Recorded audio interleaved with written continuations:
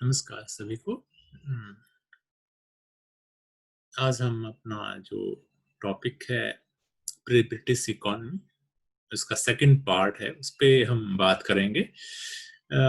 जैसे पिछले में हमने इंडस्ट्री की बात की थी कि पूर्व ब्रिटिश काल के अंदर इंडस्ट्री का स्ट्रक्चर कैसा है, कौन-कौन से मुख्य उद्योग हैं या डिक्लाइन उनका कैसे हुआ। उसकी हमने बात की, तो फर्दर इसमें एक सब टॉपिक हमारा और बनता है, ट्रेड एंड कॉमर्स इस वक्त में कैसा है, व्यापार और वाणिज्य की जो दशा है वो किस तरह की है, ये हम्म, आज हम अपने इस लेक्चर के अंदर डिस्कस करेंगे और जानने की कोशिश करेंगे कि पूरी फेज के अंदर जो है वो कौन से ऐसे मेजर एस्पेक्ट्स हैं जो ट्रेड एंड कॉमर्स को प्रभावित करते हैं। इससे पहले हम अपने टॉपिक पे जाएं तो एक जनरल व्यू हम ले लेना चाहते हैं कि जो ऐसे कौन से फैक्टर्स हैं जो इफेक्ट कर रहे हैं उस वक्त के ट्रेड एंड कॉमर्स को। देखिए, इसमें एक तो नेचुरल एलिमेंट्स सबसे इम्पोर्टेंट है। हिंदुस्तान की जो ज्योग्राफी है, उसका जो रीजन है, पूरा ज्योग्राफिकल जो एरिया है, डाइवर्सिटी इतनी है कि वहां पर हर एक तरीके का एक तो उत्पादन हो रहा है और उसी मौसम के हिसाब से, उसी जलवायु के हिसाब से वहां पर जो उत्पादन है उसकी जो क्षमता है वो भी कम या ज्यादा रही है। फॉर एग्जाम्पल, जितना भी रिवर बेड का इलाका है या जितना भी कोस्टल एरिया का इलाका है, वहां पर टेक्सटाइल जो है वो काफी मात्रा के अंदर बन रहा था, क्योंकि वो इजीली अवेलेबल है, या एग्रेरियन जो इलाका है वहां पर बन रहा था कि ये एक वहाँ का जो जलवायु है, हिंदुस्तान का जो जलवायु है, या जो जितने भी नेचुरल एलिमेंट्स हैं या जो यहाँ पर प्रोडक्शन है, रॉ मटेरियल है जिस भी तरीके का, वो उस इंडस्ट्री की नेचर को प्रभावित कर रहा था।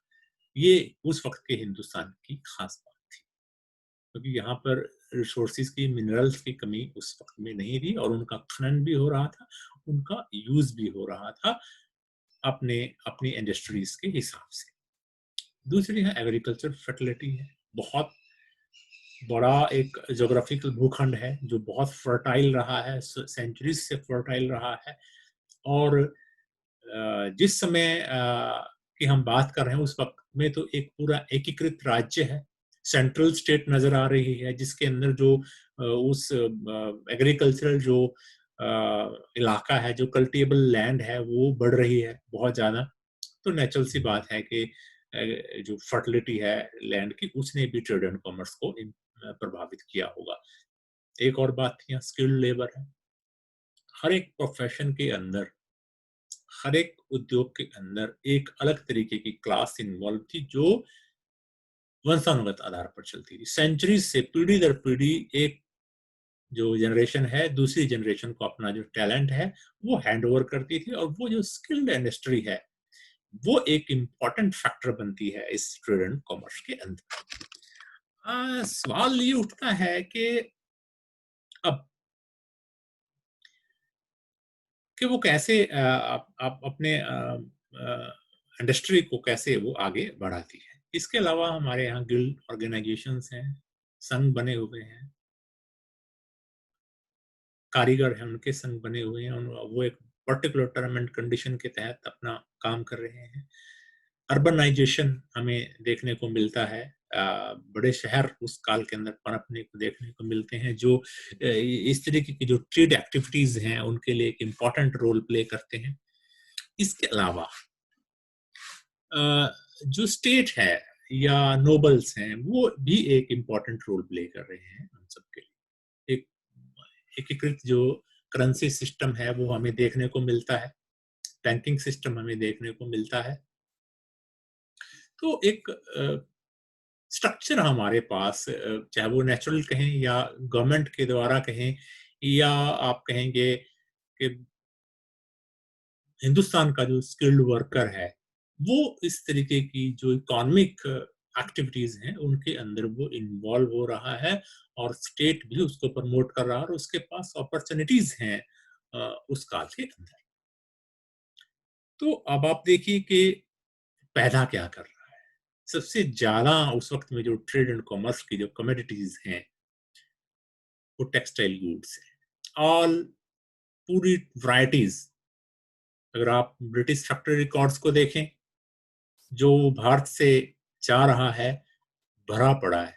विलियम फॉस्टर का जो है वो बहुत लंबा काम उन्होंने किया है। फॉस्टर ने ब्रिटिश फैक्ट्री रिकॉर्ड्स को कंपाइल किया। जब आप उनके इंडेक्स को देखते हैं तो काउंटलेस जो टेक्सटाइल की वैरायटीज हैं वो हम वहां पर देखते हैं। कॉटन के अंदर अलग वैरायटीज हैं, सिल्क के अंदर अलग वैरायटीज हैं, वूल के अंदर अलग वैरायटीज हैं, टर्म्स हैं, चाहे वो मसलिन है, चाहे वो शीट है, चाहे वो बफ्ता है, या सिल्क के अंदर और जो वैरायटीज हैं, या वूल के अंदर आप शाल है, कार्डिगन है, पश्मीना है, स्टॉल्स हैं, कोट्स हैं, गाउन्स हैं, डिफरेंट जो वैरायटीज हैं वो हमें टेक्सटाइल के अंदर देखने को मिलती हैं। तो ट्रेड एंड कॉमर्स की जो सबसे मेजर जो कमोडिटी है वो टेक्सटाइल के रूप में हमें देखने को मिलती है। हर तरीके की वैरायटी जो है वो हम देखते हैं। इसके अलावा फूड ग्रेन्स हैं, जो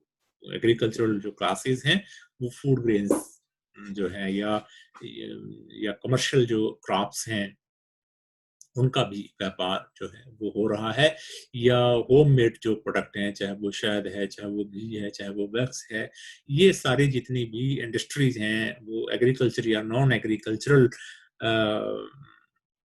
एरियाज की हैं। उन सब का जो लेन देन जो व्यापार है वो उस काल के अंदर हमें देखने को मिलता है।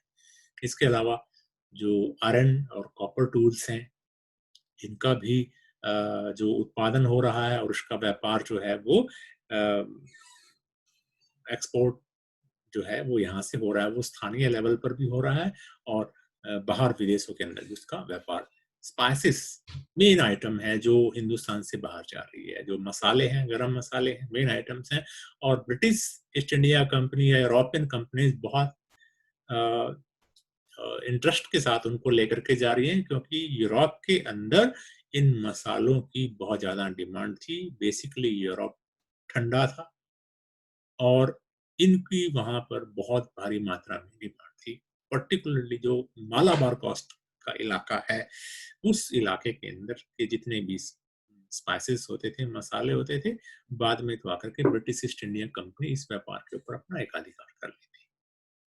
लेदर मेड जो गुड्स हैं, जो फाइन किस्म का जो लेदर है और उसके ऊपर जो नक्काशी की गई है, उससे बने हुआ जो सामान था, ये भी जो ट्रेड की कमोडिटीज के रूप में आता है। अच्छी क्वालिटी का जो शुगर है, यहाँ पर जरगरी जो बनाया जाता है, गुड़ जो बनाया जाता है, या देसी जो तरीका था चीनी बनाने का, वो भी विशेष तौर पर एक ट्रेड की कमोडिटी के रूप में हम देखते हैं। इंडिगो है, नील, बाद में तो अंग्रेज तो इसके अंदर मोनोपोली ले लेते हैं और इसकी खेती के ऊपर भी जोर देते हैं, क्योंकि ये एक कमर्शियल क्रॉप थी और टेक्सटाइल के अंदर इसका बेहतर इस्तेमाल किया जाता था। एक डाइंग एजेंट भी है, इसके अलावा इसका मेडिसिनल यूज भी होता था। तो इसकी बड़ी डिमांड थी यूरोप के अंदर और ये भी एक मेजर जो ट्रेडिंग जो कमोडिटी है उसके रूप में हम देखने को मिलते हैं। इसके अलावा ओपियम है, कुछ इलाकों के अंदर ओपियम भी पैदा होता था और वो भी एक ट्रेड की कमोडिटी के रूप में इस्तेमाल होता था। अब ट्रेड एंड कॉमर्स को बहुत सारे जो फैक्टर्स हैं वो प्रभावित कर रहे हैं। अब उसके अंदर जो सबसे इम्पोर्टेंट था वो था अर्बनाइजेशन, कि किस तरीके से जो शहरीकरण है वो ट्रेड को इम्पैक्ट कर रहा है, या शहरों के अंदर व्यापार किस तरीके से हो रहा है। तो इसकी जब हम डिटेल में बात करें तो मध्यकाल के अंदर प्रोफेसर मोहम्मद हबीब की एक थियरी आई, जो उन्होंने मिडिवल इंडियन हिस्ट्री के ऊपर दी और उन्होंने उसको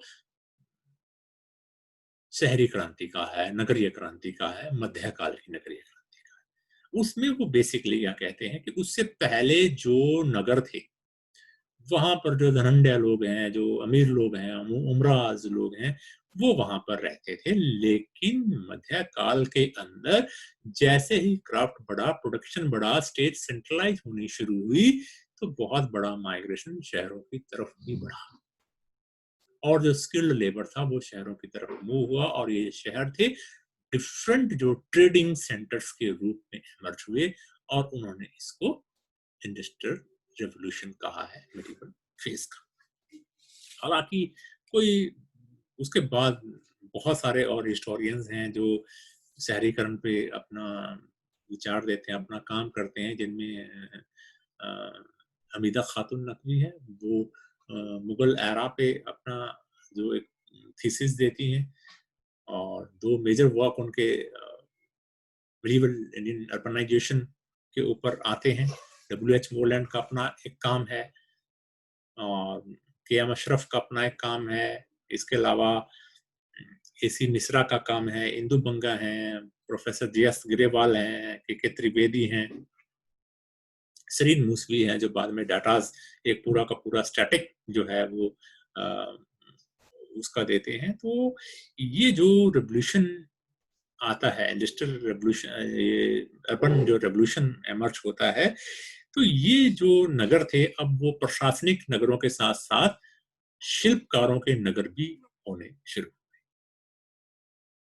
तो ये जो अर्बन स्ट्रक्चर है उस वक्त के अंदर एमर्ज हो रहा है, ये अर्बन स्ट्रक्चर भी एक इम्पॉर्टेंट रोल प्ले कर रहा है ट्रेड एंड कॉमर्स के अंदर। जैसे प्रोफेसर इरफान हबीब तो कहते हैं कि वो 13वीं और 14वीं जो शताब्दी है उसके अंदर जो अर्थव्यवस्था का जो विकास हो रहा है उसके ऊपर अर्बनाइजेशन एक इम्पॉर्टेंट उसके अंदर रोल प्ले कर रहा है, और जिसके अंदर जैसे कागज है, वस्त्र निर्माण है, भवन निर्माण है, या डिफरेंट तरीके की जो प्रौद्योगिकी जो इस्तेमाल की जा रही है वो इम्पैक्ट कर रही है उस ट्रेड एंड कॉमर्स को। मतलब शहरीकरण का जो नेचर है, अर्बन जो सेटलमेंट्स हो रही हैं, वो भी ट्रेड को प्रभावित कर रहा है। ये एक इम्पॉर्टेंट फैक्टर है उसके अंदर। तो इसके अलावा है डिफरेंट जो हिस्टोरियन है, for example B D Chattopadhyay को नॉर्दर्न इंडिया या गंगेटिक जो प्लेन है गंगा यमुना के बीच का, वहां तक उसको सीमित रखते हैं, खींच करके लेके जाते हैं। प्रोफेसर चंपक लक्ष्मी उसको सदर्न पार्ट के अंदर लेकर के, जब आप और हाल देखते हैं पूरे एंटायर एम्पायर के अंदर हमें ये अर्बन सेंटर्स एमर्ज होते हुए नजर आते हैं और वो ट्रेडिंग एक्टिविटीज का एक बहुत बड़ा सेंटर नजर आते हैं। जब हम कैटेगराइज करते हैं उस पूरे शहरीकरण को, तो हम उनको 4 कैटेगरीज में मोस्टली रखते हैं। इस अर्बन सेंटर्स कैसे इमर्ज हुए? पहले एडमिनिस्ट्रेटिव सिटीज के तौर पर, एक प्रशासनिक नगर के तौर पर हुए कि भी जहाँ राजा है, नोबल्स हैं, अमीर लोग हैं, यहाँ राजा का अपना एक फोर्ट है। फॉर एग्जाम्पल दिल्ली है, आगरा है, फतेहपुर सीकरी है, लाहौर है। ये ऐसे नगर थे जो या तो राजधानियों के रूप में रहे हैं या एडमिनिस्ट्रेटिव पर्पज के तरीके से इनको बिल्ड किया गया है। लेकिन धीरे धीरे जैसे वहां पर इमरजेंस हुई तो वो सारे सेंटर उन व्यापारिक गतिविधियों का कारण भी बनते गए, क्योंकि वहां पर मूवमेंट सबसे ज्यादा थी, जरूरतें सबसे ज्यादा थी। और बड़े शहर उस वक्त में एमर्ज होते हैं। तो आगरा और दिल्ली तो ट्रैवल जो उस वक्त में आते हैं, कहा जाता है कि वो लंदन से भी बड़ा शहर है उस वक्त में। आगरा और दिल्ली, लाहौर के बारे में, ये आगरा और लाहौर के बारे में ऐसा कहा जाता है कि बहुत बड़े शहर के रूप में वो एमर्ज होते हैं। इसके अलावा कुछ ऐसे बड़े शहर थे जो रिलीजियस सेंटर्स के रूप में एमर्ज हुए, जैसे बनारस है, अजमेर है, कि भी वहां पर जो धार्मिक जो उनकी अपनी महत्ता है, वही सेंटर धीरे धीरे बड़े बाजारों के रूप में भी इमर्ज हुए। फिर क्राफ्ट ओरिएंटेड सेंटर्स हैं, ढाका है, मसलिन बड़ा फेमस था वहां का ढाका। बयाना है, नील बड़ा फेमस था बयाना का। तो ऐसे भी सेंटर जो हैं जो अपने कमर्शियल क्रॉप्स के लिए या अपने किसी न किसी क्राफ्ट के लिए एमर्ज हुए। इसके अलावा जो सी पोर्ट्स है, चाहे वो कैम्बे है, सूरत है, सतगाम है, ये सारे जो समंदर के किनारे होने के कारण वो शिप बिल्डिंग का भी एक बहुत बड़ा केंद्र बने और ट्रेडिंग रूट्स का भी एक बड़ा वो सेंटर बने। कुल मिलाकर के जब हम अर्बनाइजेशन के नेचर को समझने की कोशिश करते हैं या वो वहाँ पर होने वाली जो कमर्शियल एक्टिविटीज की बात करते हैं, तो एक बात मुख्य तौर पर जो मोटे तौर पर निकल करके आती है, इन शहरों का जो नेचर था वो या तो किसी न किसी एडमिनिस्ट्रेटिव यूनिट के रूप में था, या किसी एक कमर्शियल प्रोडक्ट के साथ वो जुड़े हुए थे, या कोई चीज वहां की बड़ी फेमस थी, और एक किसी विशेष क्राफ्ट, विशेष स्किल के लिए, या उनकी एक आर्थिक, सामाजिक, राजनीतिक, धार्मिक कोई ना कोई ऐसी क्वालिफिकेशन जरूर थी जो एमर्ज हुई उस काल के अंदर, और उसने आने वाले समय के अंदर वहां पर होने वाली जो कमर्शियल एक्टिविटीज हैं वो उनको प्रभावित किया, और ये जो शहर है आने जाने का एक बहुत बड़ा साधन बने, और उन्होंने उस अर्बन क्राफ्ट को भी एमर्ज किया। जब हम मेजर ट्रेडिंग सेंटर्स की बात करते हैं तो वो नॉर्दर्न इंडिया के अंदर हम देखते हैं। दिल्ली अपने आप में एक बहुत बड़ा सेंटर है जहां से फूड ग्रेन्स और सभी तरीके के जो आभूषण हैं वो उनका काम होता है, उनकी ट्रेडिंग होती है। दिल्ली के साथ ही सटा हुआ आगरा है, वो कपड़े को धोने के लिए और डाई करने के लिए, टेक्सटाइल को लेदर वर्क के लिए सबसे बेहतर जगह थी, क्योंकि वहां पर यमुना है, सेंटर है, और खास बात थी यमुना का पानी। ऐसे एविडेंसेस मिले हैं कि गुजरात से कपड़ा ला करके यमुना के पानी में धोया जाता था। उसकी जो क्वालिटी वाटर की ऐसी थी कि वो उसके अंदर चमक पैदा कर देती थी। कॉटन के कुछ विशेष प्रकार का जो कपड़ा है वो वहां पर धोया जाता था। इसी तरीके से अजमेर है, वो एक फाइन क्लोथ की है, और सभी तरीके की जो सामान है वो वहां पर मिलता है। इलाहाबाद है, बोट बिल्डिंग का एक बहुत बड़ा सेंटर है, और जो कलर डिसीज वहां पर बनती हैं। इसी तरीके से लाहौर है, लाहौर के अंदर जो सिल्कन स्टफ है, साटन है, वो मिलता है। बोस, एरोज, कारपेट्स मिलते हैं हमें। इसी तरीके से पटना है, पटना सिल्क वीविंग का भी एक बहुत बड़ा सेंटर है। फाइन जो क्ले पॉटरी है, ग्लास वर्क है, वो हमें वहां देखने को मिलता है। इसी तरीके से थट्टा है, जहां पर जो एक एक्सपोर्ट सेंटर है आइवरी वर्क के लिए, कैलिको के लिए, वुडन फर्नीचर के लिए थट्टा फेमस है। उस काल के अंदर बनारस तो एक बहुत बड़ा सेंटर था ब्रॉकेट इंडस्ट्री के लिए, जरी के लिए। रेशम की बहुत बेहतर किस्म की जो साड़ियां हैं वहां पर बनती थी। बहुत बड़े बड़े जो सेंटर थे, और बहुत स्किल्ड जो लेबर है वो बनारस के अंदर काम कर रही थी। बनारस एक प्राचीन शहर है। और इसी तरीके से जो श्रीनगर है, जहाँ पर पश्मीना की जो शाल है, लेह और उसके आसपास के इलाकों में, या वुलन जो स्टफ है वो वहां पर तैयार किया जाता था। सरहिंद पंजाब के अंदर जो मेन रोड पे पड़ता था, शीट और मसलिन का जो काम है वो वहां पर बखूबी होता था। नॉर्दर्न इंडिया के तरीके से ही वेस्टर्न जो इंडिया है वहां पर भी ये अर्बनाइजेशन हुआ, और बहुत सारे अर्बन सेंटर्स वहां पर भी एमर्ज हुए, और वो अर्बन सेंटर भी नॉर्थ इंडिया के सेंटर के तरीके से बहुत सारी जो ट्रेडिंग कमोडिटीज हैं उनके लिए इम्पोर्टेंट थे। जैसे अहमदाबाद, वहां पर जो सिल्कन स्टफ है वो बड़े फेमस थे। उनका उत्पादन भी होता था, उनका व्यापार भी होता था, माइंस वहां पर। और जो इंडिगो के लिए बड़ी चीफ जो है मुख्य मार्केट जो है वो थी। इसी तरीके से कैम्बे हमारे पास है, और जो सी पोर्ट भी है, वहां से सिल्क यार्न, रोज वाटर और जो हाई ब्रीड के जो हॉर्सेज हैं वहां पर आते थे।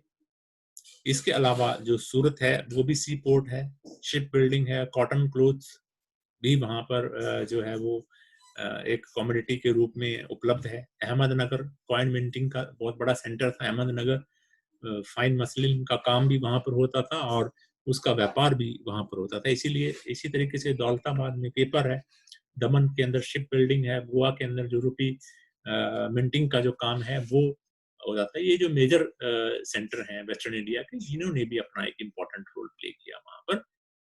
सेंट्रल इंडिया के अंदर भी ऐसे ही सेंटर्स हमें, सिरनोज है, छींट और डाइंग स्टफ है, बहुत बढ़िया किस्म की जो छींट है वो वहां पर बनती थी, और नेचुरल जो डाई बनती थी उनको बनाने का जो काम है वो उस वक्त में होता था। इसके अलावा जो चंदेरी है, चंदेरी के अंदर भी मसलिन का काम होता था, ब्लॉक प्रिंटिंग का काम होता था। चंदेरी का सिल्क बड़ा पॉपुलर उस समय में था। उज्जैन धार्मिक नगरी भी है। इसके अलावा वहां पर ओपियम और कॉइन मिंटिंग का काम भी होता था। बुरहानपुर में फाइन मसलिन है, रिलीजियस सेंटर भी था, मार्केट थी और हर तरीके का जो फूड ग्रेन है वो वहाँ पर अवेलेबल था मार्केट के अंदर। इसी तरीके से बिदर है, बिदर के अंदर भी हमें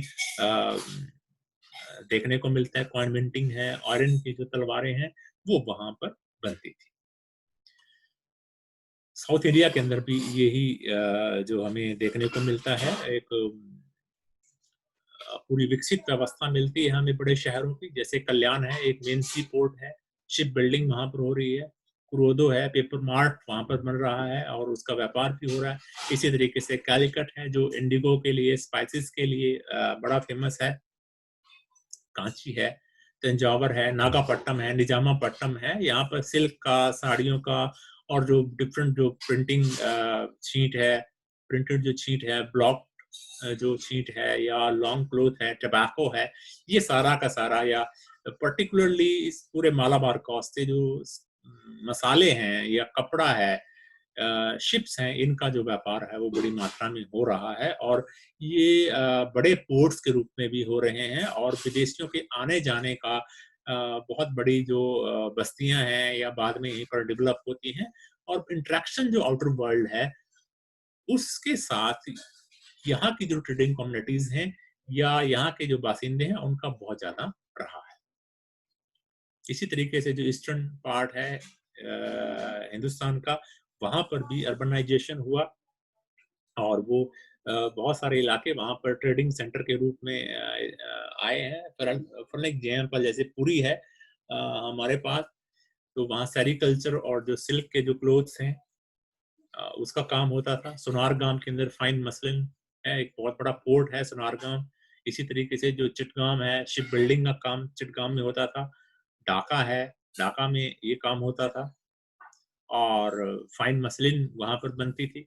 इसके अलावा मुर्शिदाबाद है, मुर्शिदाबाद के अंदर जो मेजर जो सिल्क है और मार्ट है वो इस्तेमाल उसका व्यापार वहां पर हो रहा है। इसी तरीके से पिपली उड़ीसा में जो शिप बिल्डिंग का काम वहां पर हो रहा है और हुगली के अंदर जो सेरिकल्चर है वो एक इम्पोर्टेंट रोल प्ले कर रहा है। तो इस तरीके से हम देखते हैं कि हमारे पास कुछ अर्बन सेंटर्स जो है वो एमर्ज होते हैं और वो डिफरेंट जो ट्रेडिंग रूट्स हैं उससे जुड़े हुए। एक मैप मैं आपके साथ शेयर कर रहा हूँ यहाँ पर। देखिए ये मुगल इंडिया के अंदर प्रिंसिपल हाईवेज का मैप है और कहीं आपको ऐसी लाइन नहीं दिखेगी पर्टिकुलरली नर्दन जो अपर एरिया है जहां पर लैंड रूट से व्यापार हो रहा है, जहां पर आपको कोई सड़क नजर नहीं आएगी। उस जमाने में 5 रोड तो शेरशाह सूरी जो है वो बनाता है, ग्रैंड अपना जो मेन ग्रांड ट्रंक रोड है उसके अलावा 4 रोड और उनका जिक्र आता है हमारे पास। अब्बास खान शेरवानी लिखता है तारीख शेरशाही में और डिफरेंट जो सोर्सेज बताते हैं।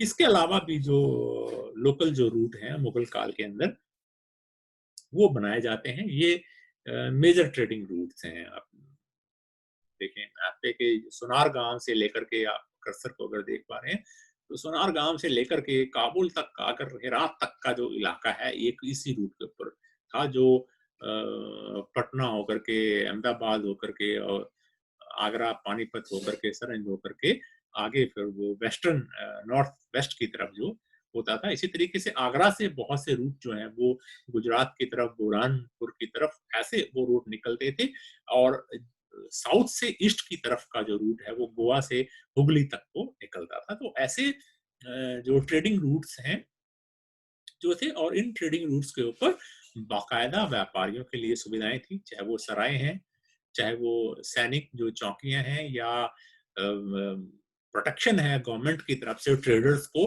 वो दिया जाता था। और नॉर्मली जो कारवांस के अंदर जो ट्रेडर्स चलते थे वो भी फैसिलिटाइज थे, उनके पास अपना भी लठैतों की टुकड़ियां होती थी, अपनी वो रक्षा स्वयं भी उनसे कर लेते थे। तो एक जो सेफ्टी के लिहाज से यदि हम देखें तो उस वक्त की जो गवर्नमेंट है तो वो अवेलेबल है उन सबके लिए। ये जो रूट्स हैं जो लगभग 30 मेजर जो रूट्स हैं वो रिकॉर्डेड हैं सोर्सेज के अंदर। आप देखिए सुनारगाम से काबुल होता था एक रूट जो वाया दिल्ली, पानीपत, सरहिंद होकर के लाहौर पहुंचता था। फिर लाहौर से हेरात आगे निकलता था मुल्तान कंधार होकर के। इसी तरीके से आगरा से थट्टा जाता था, जयपुर अजमेर जैसलमेर होकर के। इसी तरीके से जोधपुर से सूरत जाता था, जालौर पाटन अहमदाबाद भरूच होकर के। एक और रूट था जो आगरा से सूरत जाता था, सिरनौज और बहरमपुर होकर के। एक रूट गोवा से हुगली तक जाता था, जो बीजापुर बालासोर और पुरी होकर के निकलता था। इसके अलावा जो आगरा से सुनारगाम को पड़ता था, जो कन्नौज बनारस और पटना बीरभूम जो ऊपर अपर जो सिल्क रूट है उसको वो टच करता हुआ जाता था। तो रोड्स के मामले में, रूट्स के मामले में, अर्बन सेंटर्स के मामले में किसी तरीके से हमें ऐसी कमी नजर नहीं आती है कि वो ट्रेड एंड कॉमर्स को कहीं नुकसान दे रहे थे। हमारे पास अवेलेबल थी, ये सारी जो चीजें अवेलेबल थी, डेवलप्ड थी। इसके अलावा लैंड रूट्स के अलावा जो मेजर सी रूट्स भी थे, जो ट्रेडिंग रूट्स थे, मैं शेयर कर रहा हूँ कि देखिए आप पूरा इंडियन ओशन जो है और बे ऑफ बंगाल, अरेबियन सी, इससे जो व्यापार है वो बाहर के देशों के साथ, चाहे वो ईस्ट के कंट्रीज हैं, वेस्ट के कंट्रीज हैं, उन सब के साथ जो भारत का व्यापार होता था, मेजर जो सी रूट्स में है, मालाबार कोस्ट से वेस्टर्न वर्ल्ड से होता था। इसी तरीके से जो इंडियन ओशन से कंबोडिया और बंगाल, पुर्तगाल यहाँ तक पहुंचता था बंगाल से। इसी तरीके से जो यूरोपियन कंपनीज हैं वो इंडियन ट्रेड को पर्शियन गुल्फ के द्वारा अरेबियन सी से लेकर के जाती थी। तो ये जो भाग है ट्रेडिंग सेंटर्स का, अर्बनाइजेशन का, ये एक इंपॉर्टेंट रोल प्ले कर रहा था उस वक्त के ट्रेड एंड कॉमर्स के अंदर। फिर एक दूसरा जो मेजर एस्पेक्ट था वो था ट्रेडिंग कम्युनिटीज का। नेचुरल सी बात है, जब ट्रेड की हम बात करते हैं तो ट्रेड करने के लिए स्पेसिफाइड जो कम्युनिटीज हैं वो उस काल के अंदर एमर्ज हो चुकी थी। मेनली जो ट्रेडर्स हैं उनको हम दो कैटेगरीज के अंदर डाल सकते हैं।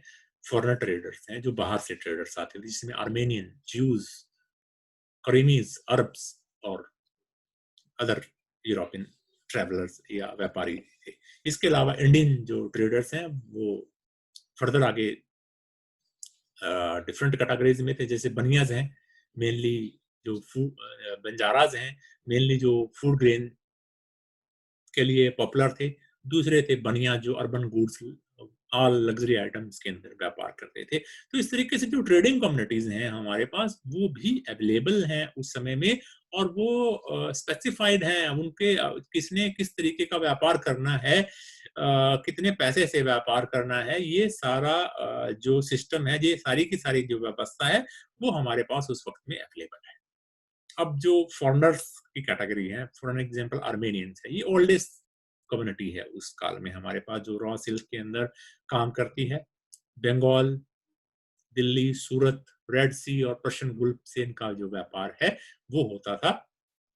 और इसके अलावा ज्यूज हमारे पास हैं, जो नॉर्थ अफ्रीका, इजिप्ट जाते थे पर्शियन गुल्फ से। बड़े बैंकर्स हैं ये, और इनका वेस्टर्न जो कॉस्ट है उसके ऊपर भारत का जो पश्चिमी जितनी भी बंदरगाहें थी उनके ऊपर तो इनका एक तरीके से मोनोपोली थी, एक होल्ड था।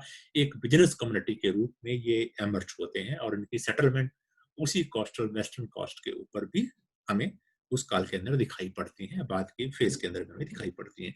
इसके अलावा क्रीमीज हैं हमारे पास, जो स्पाइस ट्रेड के अंदर बड़े पॉपुलर हैं, जो इंडियन ओशन के अंदर, और जिनका यमन और साउथ अफ्रीका के साथ ट्रेड होता है।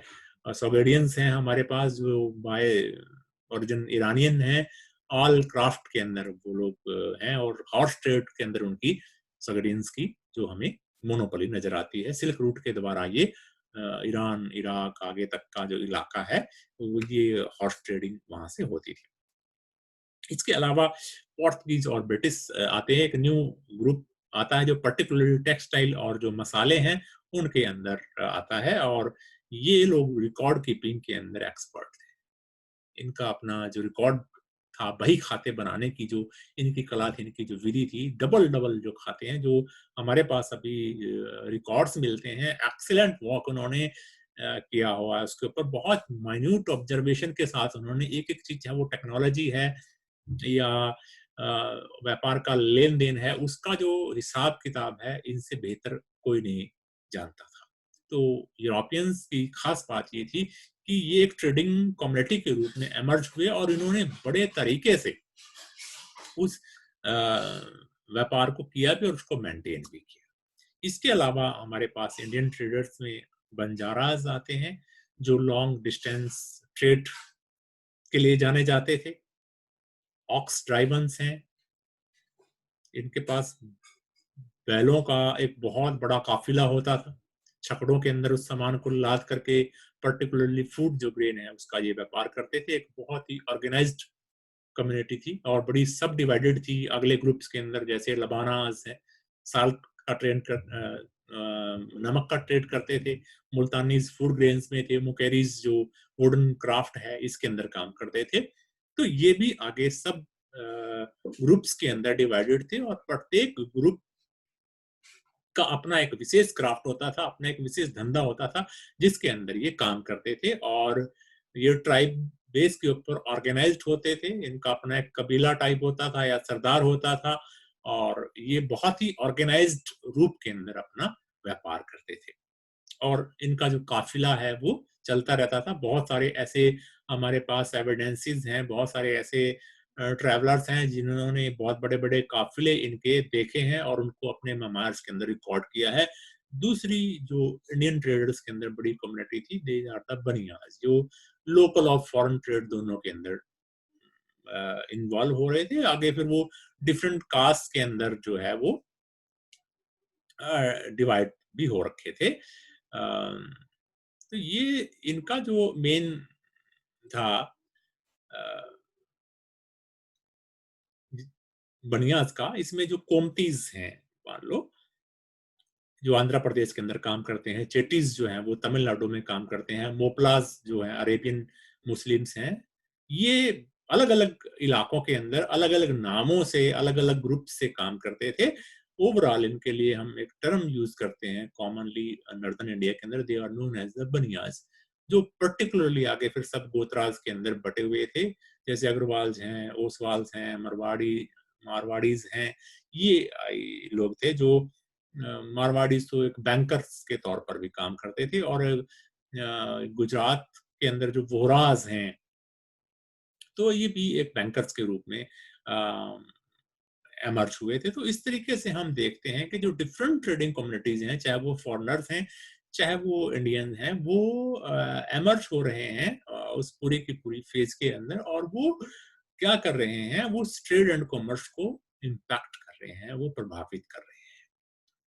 तो ये जो पूरी व्यवस्था है ट्रेड की, ये हम देखते हैं डिफरेंट कमर्शियल जो ट्रेडिशन है उसके अंदर। अब ट्रेड कैसे हो रहा है, इसकी हम चर्चा करते हैं। यहाँ पर ट्रेड बाजार के थ्रू हो रहा है, परमानेंट बाजार है जहां पर हर तरीके से डीलिंग हो रही है, सभी तरीके से सारे तरीके के सामान की। बड़े शहरों के अंदर बड़े बाजार भी नजर आते हैं, कहीं कहीं बाजार नजर आते हैं उसके अंदर।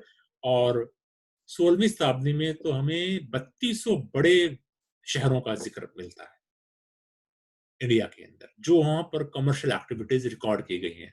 आगरा, लाहौर, ये लंदन से और पेरिस से भी बड़े शहर जो हैं जो रिकॉर्ड किए गए हैं मेडिवल टाइम के अंदर। तो ये जो परमानेंट बाजार थे बड़े शहरों के अंदर, ये व्यापारिक गतिविधियों का केंद्र थे, यहाँ पर सामान की खरीद फरोख्त होती थी। इस बड़े बाजारों के अलावा वीकली हाट्स भी होते थे, साप्ताहिक मेले लगते थे जिनके अंदर लोकल जो कमोडिटीज हैं जैसे फूड ग्रेन्स हैं, या लोकल कस्बा के अंदर इनको ऑर्गेनाइज किया जाता था। किसी हफ्ते के एक दिन उसके जैसे मंडी के तौर पर यहाँ पर आता था, जो फूड ग्रेन है, कपड़ा है, या लोकल कंजप्शन का जो सामान है वो यहाँ पर मिलता था। इसके अंदर जो छोटा ट्रेडर है वो इन्वॉल्व था। इसके अलावा मेले लगते थे, मोस्टली कॉमन थे। रिलीजियस जो जगह है, धार्मिक जो जगह है, वहां पर इन मेलों का ओकेजनली लगते थे, सालाना लगते थे, मंथली लगते थे।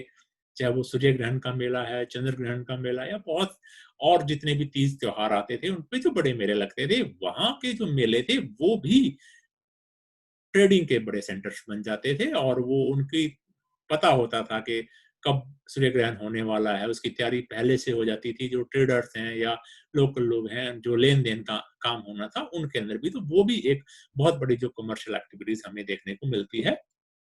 तो वहां पर जो आम जो सामान है उसकी पूर्ति होती थी। और जितने भी ये मेले ऑर्गेनाइज होते थे या जो भी, चाहे वो बाजार हैं, चाहे वो वीकली हाट हैं, वो वेल मैनेज सिस्टम के द्वारा होते थे। बाकायदा सरकार उन सारी एक्टिविटीज, कमर्शियल एक्टिविटीज के ऊपर लगान अपना वसूल करती थी। इसके अलावा इस कमर्शियल एक्टिविटी को बढ़ाने के लिए जब हमारे पास शहर हैं, हमारे पास क्राफ्ट है, हमारे पास कारीगर हैं, हमारे पास लैंड रूट है, हमारे पास पूरा संसाधन है, व्यवस्था है, अब जरूरत क्या होती थी? इन्वेस्टमेंट की।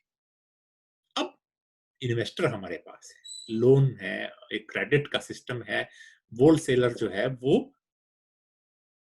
अपने छोटे कारिंदे को, रिटेलर को लोन देगा, उधारी देगा, रिटेलर फिर जो अपना कस्टमर है उसको देगा। तो ये लेन देन की जो व्यवस्था इस तरीके से थी भी, जो काइंड और कैश दोनों तरीके से चलती थी। इसी तरीके से हमारे पास बैंकर्स का जिक्र आता है 17वीं सेंचुरी के अंदर। तो ट्रेवेनियर तो लिखता है कि जो इंडियन सिटी के पास लोकल बैंकर हैं अपने, जो सर्राफ हैं, गुजरातीज हैं, मारवाड़ीज हैं, ये लोकल बैंकर्स हैं। पूरे पीरियड में वोहराज तो बड़े फेमस हैं, मतलब वो मुगल गवर्नमेंट तक को लोन देते हैं। इतने रिच हमारे पास बैंकर्स उस काल के अंदर हैं। और ये जो बैंकर्स हैं, इनका जो पैसा है ये इन्वेस्ट होता था ट्रेड के अंदर। बाद में जब ब्रिटिश ईस्ट इंडिया कंपनी आती है, इन बैंकर्स के साथ उनकी इन्वॉल्वमेंट भी होती है। इसके अलावा एक सबसे इंपॉर्टेंट जो फीचर थी उस काल की, वो थी हुंडी व्यवस्था। ये एक रिटन डॉक्यूमेंट होता था between the trader and the middle man. अब ये क्या है? फॉर एग्जाम्पल, आज आपको पैसे कहीं देने हैं, अभी तो आप ऑनलाइन शिफ्ट करोगे सारा। आप ऑनलाइन से पहले आपके पास क्या है? ऑनलाइन से पहले आपके पास ड्राफ्ट है। आप बैंक जाते हैं, आप एक ड्राफ्ट बनवाते हैं कि मैंने फला आदमी को देना है, क्योंकि आप कैश नहीं लेकर के जा सकते। आपने दिल्ली से लाहौर जाना है, आप थैला भर करके पैसों का नहीं ले जा सकते, रास्ते में चोरी होने का, लूट मार का खतरा है। या आपने किसी को कैश देने जाना है तो आप नहीं ले जा सकते, तो आप क्या करोगे? आपका बैंक में एक अकाउंट है, आप बैंक जाएंगे, आप अपना चेकबुक लेंगे, या आप एक ड्राफ्ट अपना बनवाएंगे बैंक से, और जिस आदमी को आपने देना है उस अकाउंट में उसको शिफ्ट कर देंगे या उसको प्रोवाइड कर देंगे, फिर वो आदमी उस ड्राफ्ट को कैश करा लेगा। अब इसमें बैंक को क्या मिला? बैंक को उस ड्राफ्ट एक परसेंटेज मिलता है। इसी तरीके से हुंडी सिस्टम है। हुंडी सिस्टम के अंदर क्या है कि एक व्यक्ति जो आज दिल्ली में बैठा है, उसने व्यापार करना है लाहौर में, वो पैसे लेकर के नहीं जा सकता। अब वो क्या करेगा? दिल्ली में बैठे हुए किसी हुंडी लिखने वाले से मिलेगा और कहेगा कि मैंने लाहौर में फला आदमी से इतने हजार रुपए का सामान उठाना है। तो वो उसको एक नोट, एक चिट्ठी लिख करके देगा कि ये आदमी को मैं जानता हूँ, गारंटी लेता हूँ, और तुम्हारे सामान के पैसे मेरे पास है। और उस एक्सचेंज के बदले कुछ परसेंटेज हुंडी लिखने वाला काट लेता था। वो व्यक्ति हुंडी लेकर के लाहौर पहुंचता था, वहां से अपना सामान लेकर के आता था। वो एक रिटन डॉक्यूमेंट उनके अंदर होता था। ये लोकल लेवल पर भी चलता था हुंडी का काम, और बड़े रूट्स के लिए भी चलता था। तो ये एक ऐसा सिस्टम था, ये एक ऐसी व्यवस्था थी जो उन कमर्शियल एक्टिविटीज को ज्यादा बेहतर करती थी, ज्यादा पुख्ता करती थी। इसी तरीके से पूरे अकाउंट का एक स्टेटमेंट भी रखा जाता था कि जिन भी चीजों का व्यापार हो रहा है वो कौन सी वस्तुएं हैं, या बाजार लग रहा है, कौन सी वस्तुओं का बाजार लग रहा है, या काफिलों के अंदर सामान लदा है, तो वो रिटन होता था कि क्या क्या सामान लग रहा है, कहाँ कहाँ जाना है। वो पूरी लिस्ट उसके अंदर, हर एक आर्टिकल जो है उसका जो अमाउंट है वो तय होता था, और ये पूरी की पूरी स्टेटमेंट जो है वो रिकॉर्डेड। अब ये पूरा व्यापार कैसे हो रहा है?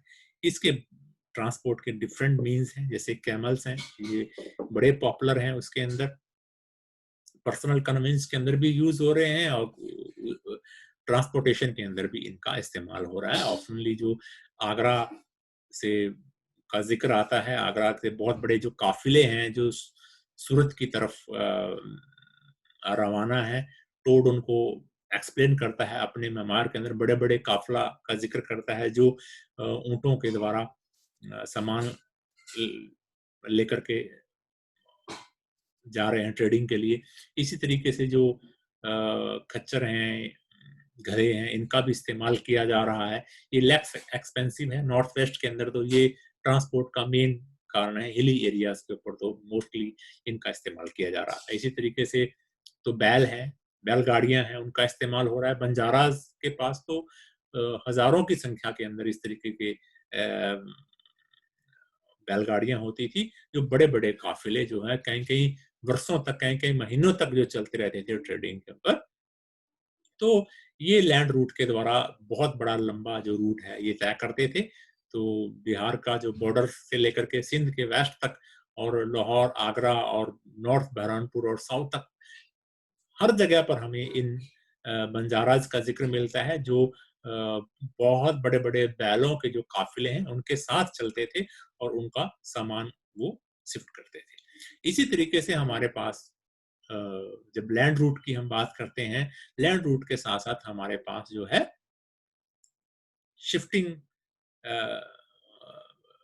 जो सी रूट्स हैं या रिवर ट्रैफिक रूट्स हैं, वो भी हमारे पास अवेलेबल हैं। पूरी फ़ेज़ के दौरान जब हम देखते हैं, तो जो पूरा पीरियड जो है, वो चाहे वो गंगा है, रावी है, सतलुज है, यमुना है, हगली है, गोदावरी है, जो प्रिंसिपल रिवर्स हैं हिंदुस्तान की या उनकी जो ट्रिब्यूटरी रिवर्स हैं, उनके द्वारा छोटे लेवल का जो व्यापार है, वो हो रहा है। फ्लैट बॉटम जो बोट्स हैं, वो उन पे चलती हैं पूरे फ़ेज़ के अंदर। उनका पूरा जो है क्राफ्ट भी है उस काल के अंदर और कोस्टल ट्रैफ़िक जो है, बड़े जो जहाज हैं, वो उसमें चलते हैं। उनके अंदर जो एडवांस टेक्नीक के द्वारा वो जो जहाज हैं, वो बनाए जाते थे, जिसमें जो अ, सूरत और दीव, गोवा, दमन, खंबात ये बड़े जहाज़ों के निर्माण का सेंटर भी थे और यहाँ पर उनका लंगर भी लगता था, बंदरगाहें भी थी। तो इस तरीके से जब हम देखते हैं कि पूरे काल के अंदर जो ट्रेड एंड कॉमर्स है वो शहरों के द्वारा डिफरेंट ट्रेड रूट्स के स्किल्ड लेबर के द्वारा और उनका जो ट्रांसपोर्टेशन है सामान का या उनकी पैकिंग है सामान की पैक करके सामान को लेकर के जाना है, उसकी जो सुरक्षा है या उसमें इन्वेस्टर है या उसमें लगा हुआ जो पैसा है या उसके ऊपर जो लेवी है या उसके ऊपर जो टैक्स लग रहा है, ये एक प्रॉपर जो व्यवस्था है वो हमें प्री ब्रिटिश काल के अंदर देखने को मिलती है और जो एक स्ट्रेंथ करती है उस वक़्त की जो इकोनॉमी। सो ये इस लेक्चर के लिए था मुख्य तौर पर। Thank you.